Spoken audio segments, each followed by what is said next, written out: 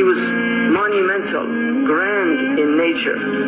His face was like a moon on Laylat al-Badr that had a light coming out of it like the moon on Laylat al-Badr. He was taller than a moderate build, but not exceedingly tall.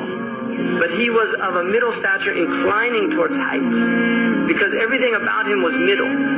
Everything, even his physical description, his color was a middle color. Lam yakun amhaq. He wasn't pasty white and he wasn't black.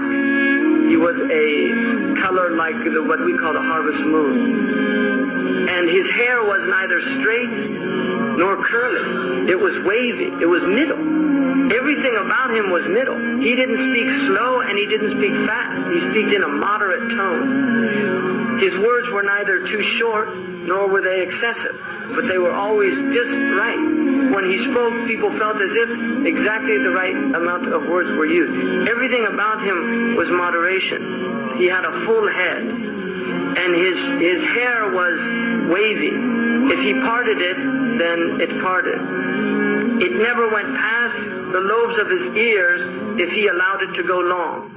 Because sometimes he would cut it for ibadah, like the umrah or the hajj, when he shaved. But when he let it went to the lobes of his ears, and in some riwayah, just above the shoulder. He had a large forehead, which in physiognomy traditionally was an indication of high quality. And then his eyebrows, they were full, and there was a slight space between them. And then he had a vein on his forehead that if he got upset, they could see the vein, sallallahu alayhi wa sallam. The upper part of his nose was aquiline, so he had a beautiful nose that had like a bridging on the upper part. And his eyes were very dark. Sahl al-Khaddain. He had a high, beautiful cheek. He had a mouth that was full, so that when he spoke, his pronunciation was perfect. His teeth were beautiful. There was slight space in the teeth. He had a light hair on his chest. His neck was like a gazelle's neck.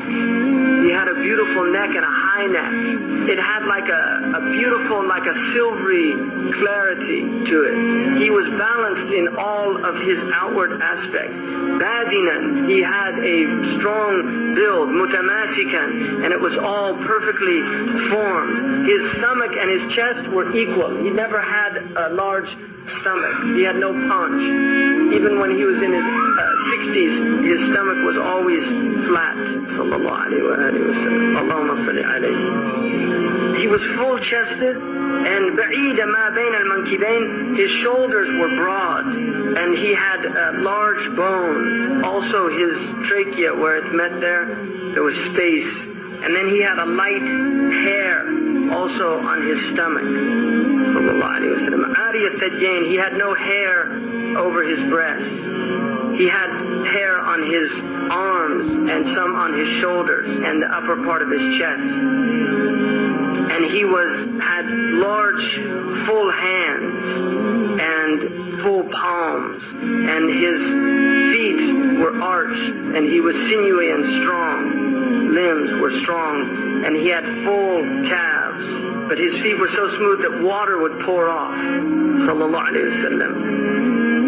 And then when he walked softly, quick-paced, as if he was walking on an incline. When he looked to somebody, he didn't just turn like this, he moved his entire body, sallallahu alayhi wa sallam, to give full attention to that person.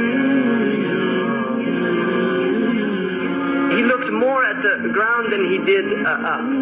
His glance was generally down because of the power of his glance.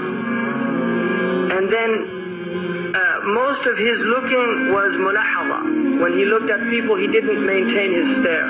He would look and then move away. So as he looked at people, he never fixed his focus on people because of the effect that would have on the people. He was always grief-stricken. What that means is